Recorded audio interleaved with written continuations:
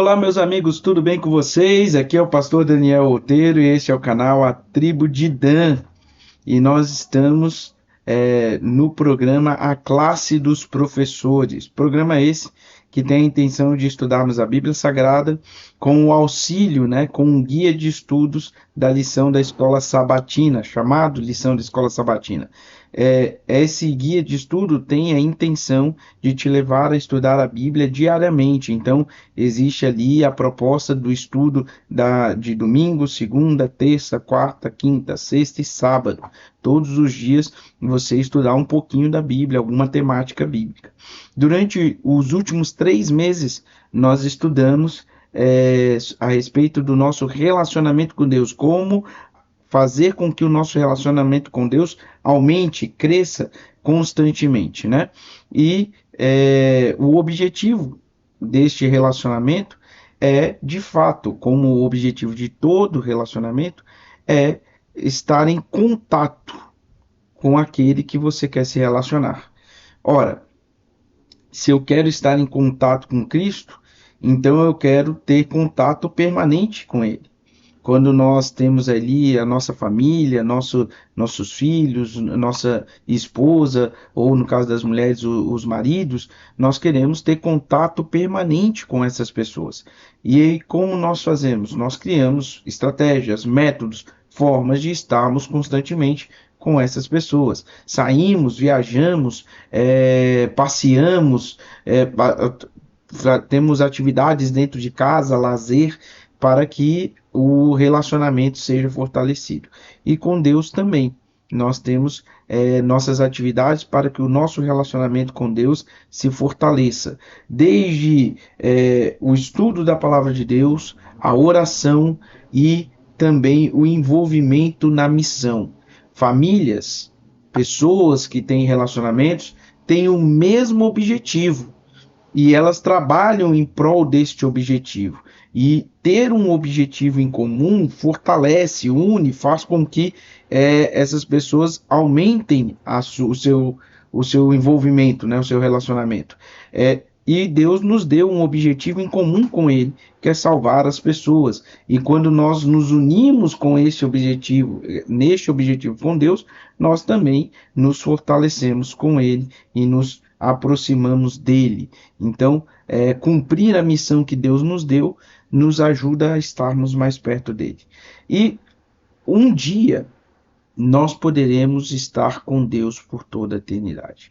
Então, se você gosta de conteúdo bíblico, se você gosta de conteúdo que fale da palavra de Deus, que tenha ali uma reflexão a respeito da Bíblia, que você curta, comente, compartilhe, se inscreva neste canal e então nós poderemos levar esse conteúdo a mais pessoas, tá bom?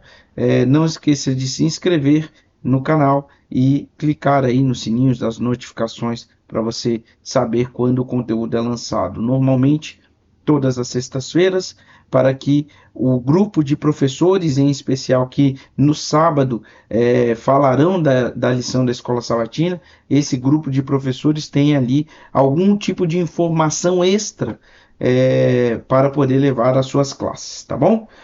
Bom, por toda a eternidade.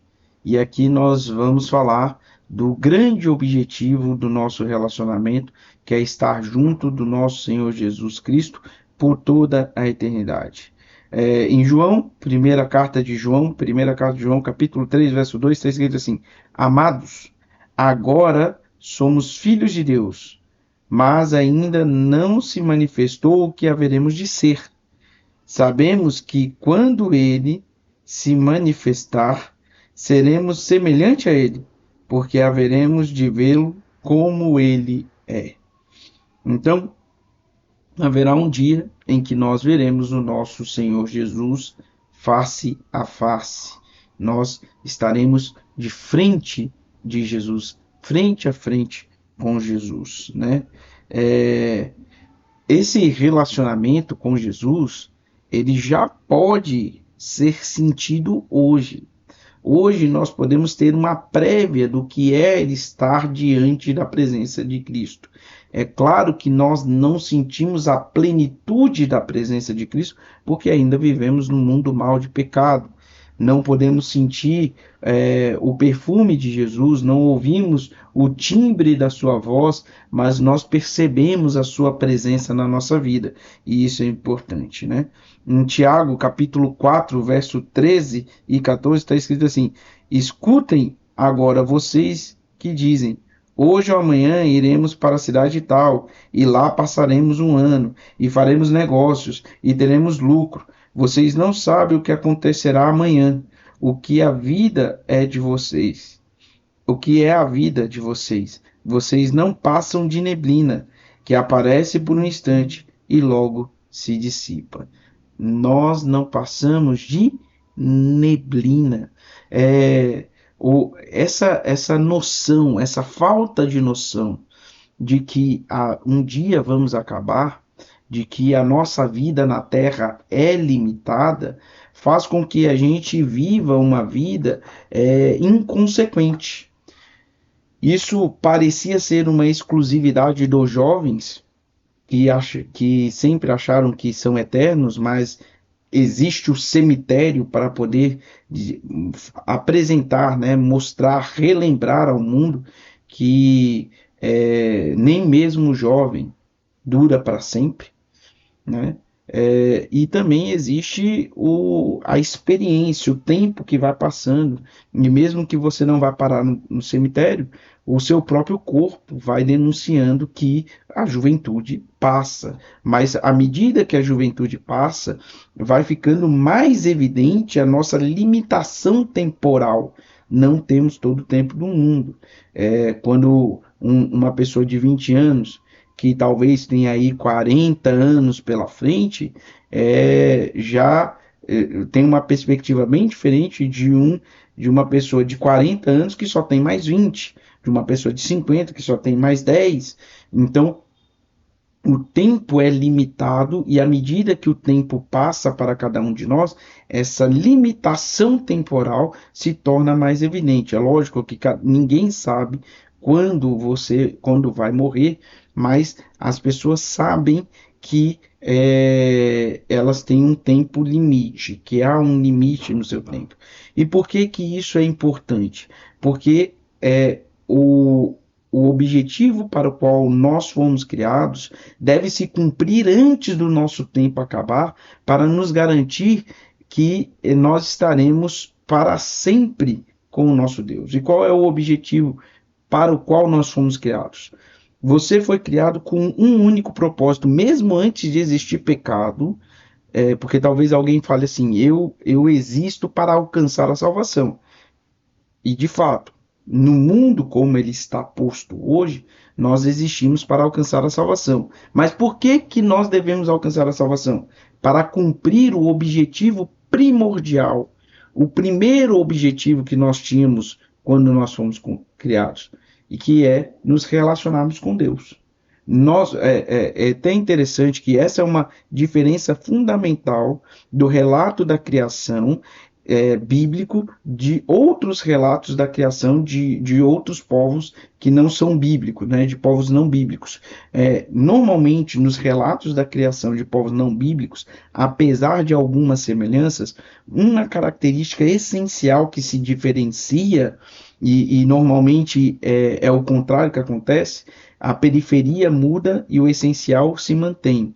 No caso do relato da criação, o essencial muda e a periferia se mantém, né?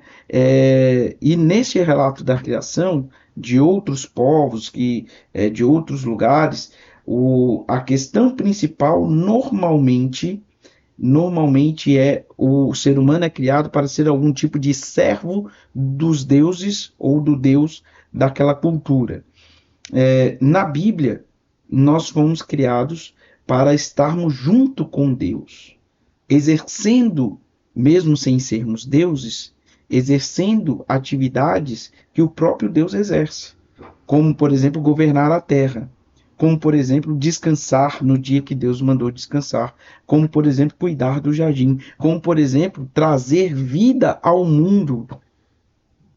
São coisas que são características do próprio Deus. Nós somos criativos, como o nosso Deus é criativo. Nós pensamos como o nosso Deus pensa.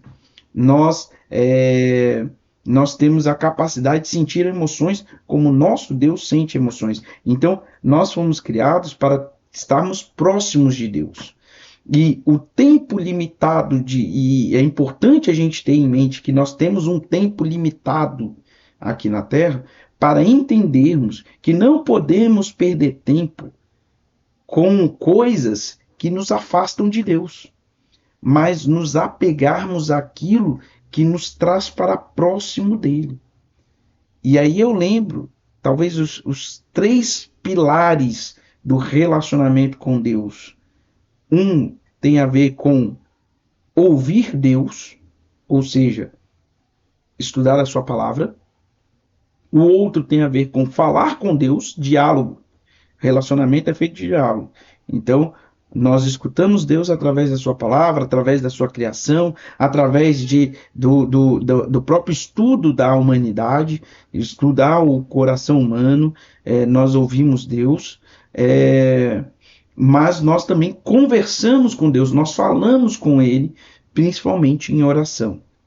Nós falamos com Ele em oração.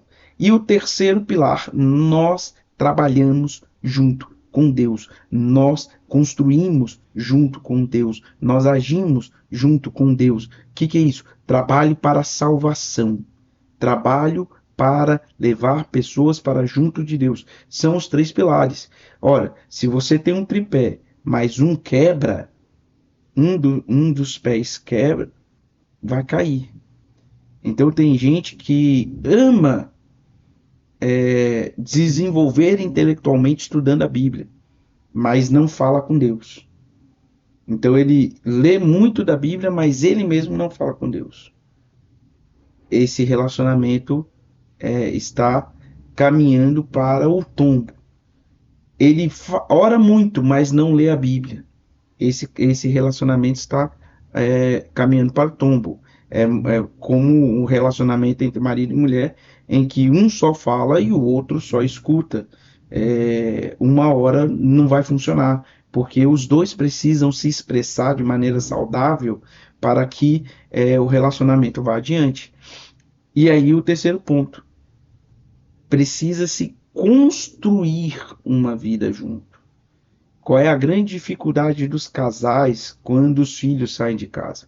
Porque antes o objetivo da vida do casal era a construção da vida dos filhos. O filho sai de casa e aí agora o que vamos fazer como casal?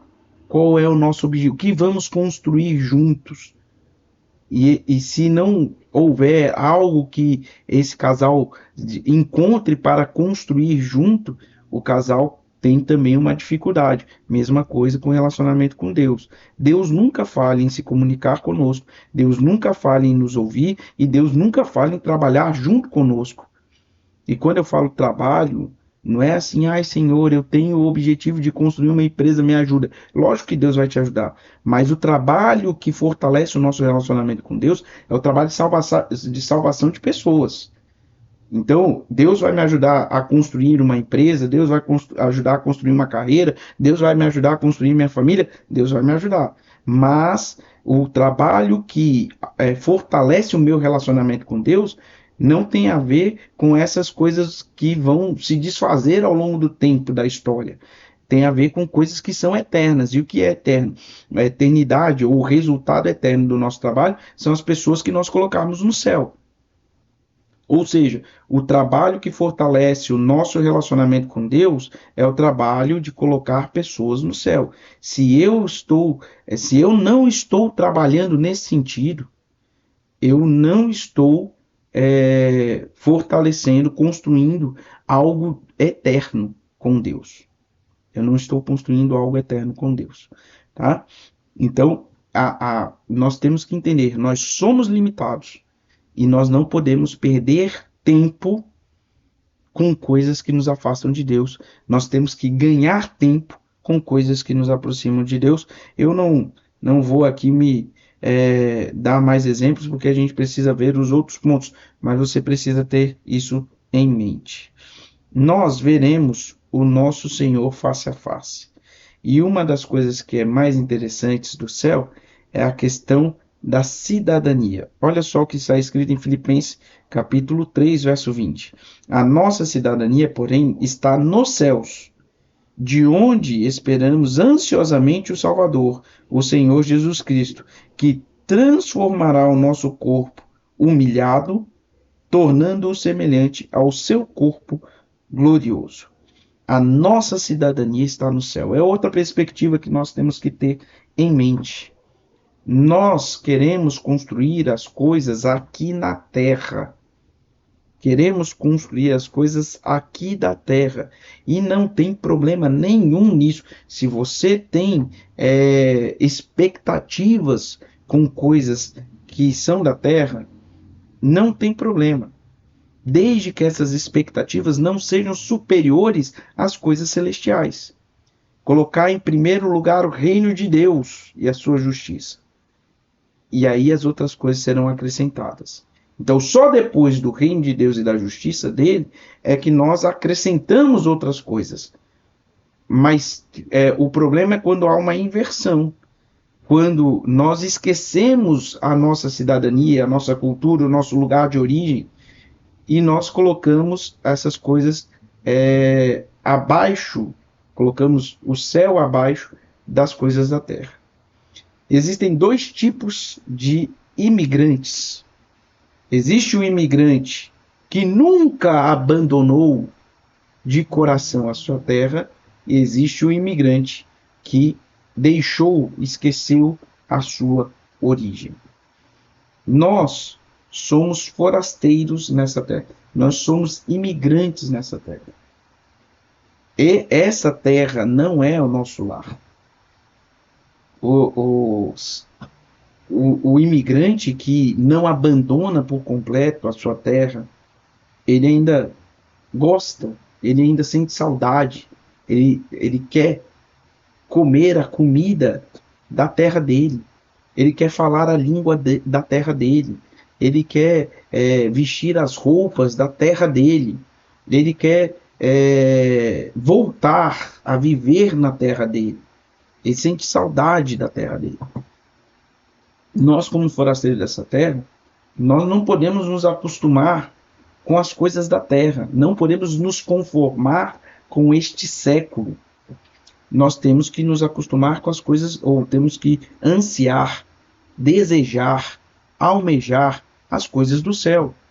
Então, eu tenho que amar comer a comida que tem um sabor aqui, entre aspas, né? Lógico, nenhuma comida da terra vai ser igual à comida do céu, mas eu estou dizendo assim, Deus nos deixou um padrão alimentar, e nós temos que comer dentro desse padrão alimentar de Deus, porque é o padrão mais próximo do padrão que o céu nos impõe.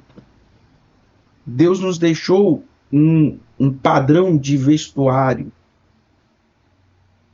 e esse é o padrão de vestuário mais próximo daquilo que o céu nos impõe. Deus nos deixou uma linguagem, uma forma de falar. E esse é o mais próximo que o padrão do céu nos impõe. Portanto, nós vivemos não porque isso é uma obrigação, mas porque nós sentimos saudade do céu.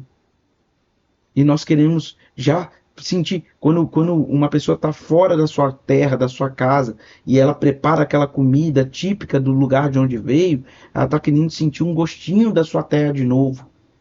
Ela se veste, ela escuta as músicas da sua terra, ela está querendo sentir o gostinho da sua terra de novo, do lugar de onde ela veio novamente. É isso. Ela está querendo sentir esse gosto. Ela está querendo sentir essa terra. E nós temos que querer sentir também o céu.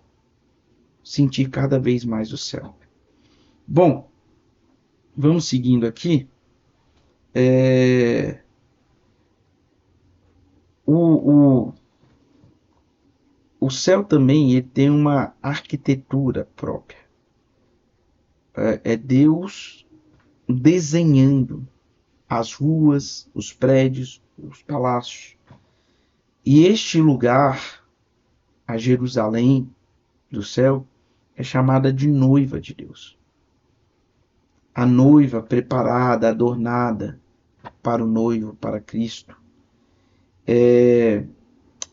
Esse casamento vai acontecer quando a noiva vai se encontrar com o noivo. E nós somos os convidados para essa festa. Mas aí a gente tem que lembrar a parábola das virgens. No momento em que o noivo chegar, aqueles que estão preparados, aqueles que conhecem os costumes do noivo, aqueles que se relacionaram com o noivo, sabem como o noivo se comporta, que entendem como o noivo age, esses estão preparados e o noivo vem e ele fala assim: olha, vamos com o noivo. Agora, aqueles que não entendem como o noivo se comporta, como ele age, o que ele faz, não tiveram ali uma proximidade com o noivo para poder entender o comportamento do noivo, estarão despreparados. E aí, quando o noivo chegar, opa, eu preciso me preparar, mas eu não tenho material para me preparar, e agora? Tarde demais. O noivo vai falar assim: olha, não conheço vocês. Como vocês vão entrar na minha festa de casamento se eu não conheço vocês? Hoje é o tempo que nós temos para conhecer o noivo e nos relacionarmos com ele, para que quando chegar o dia do casamento, ele olhe para nós e fale: conheço vocês. Entra na festa. Vocês são meus amigos. Vocês são próximos de mim. Podem entrar na festa. Bom, tem muita coisa sobre o céu. E eu fico me perguntando quais são as, as coisas que você imagina do céu. Eu lembro quando eu era criança, uma das coisas que me perguntavam no céu: o que você quer fazer? E uma das coisas que passava na minha mente de criança é: eu quero voar, sabe? Mas não depender de um avião, não depender de. E hoje, adulto, não sei se vai ter criança aqui ouvindo, eu não sei se o ser humano será capaz de voar no céu. Mas hoje, adulto, isso pouco me importa. Eu poderia não voar, eu poderia não ter uma casa de ouro, poderia me dar um barraco, Deus poderia me dar um barraco de madeira, ou apenas um lugar entre as árvores, sem uma casa necessariamente para estar. Eu não penso na, na questão de não passarmos mais necessidade, não penso na questão de não termos mais a necessidade de medo de doenças, não penso que nós não teremos mais medo de sermos assaltados, de sermos roubados, não penso que o medo de uma guerra que pode vir, ou o medo de faltar comida na mesa, não penso nada disso. Nada disso me atrai para o céu. O que eu penso no céu e o que vai fazer o céu valer a pena é porque lá eu vou encontrar Jesus Cristo. Jesus é o motivo de eu querer estar no céu. Entende? Poderia ter casa de ouro, poderia ter comida à vontade, poderia não haver doenças, não haver morte, não haver choro. Mas se não tivesse Cristo, o céu não seria o céu. O céu não valeria a pena. O motivo do céu não é porque eu vou poder voar, não. Não é porque eu vou poder brincar, vou ter um tigre de estimação, não. O motivo do céu ser céu é Jesus. Tem até uma música do Arauto do Rei: o céu é Jesus, e onde ele estiver, ali será o céu. Por isso que mesmo em meio a tantas dificuldades aqui na terra, ainda podemos sentir o céu quando estamos abraçados com Cristo Jesus. Ele mesmo falava assim: o reino dos céus está próximo. Não porque o tempo da chegada do reino era curto, mas porque ele, que é o reino dos céus, estava diante das pessoas com quem ele falava. Ele é o reino dos céus. Ele, e é por ele que o céu vale a pena. Uma outra música do Daniel Lidk é a música Me Promete.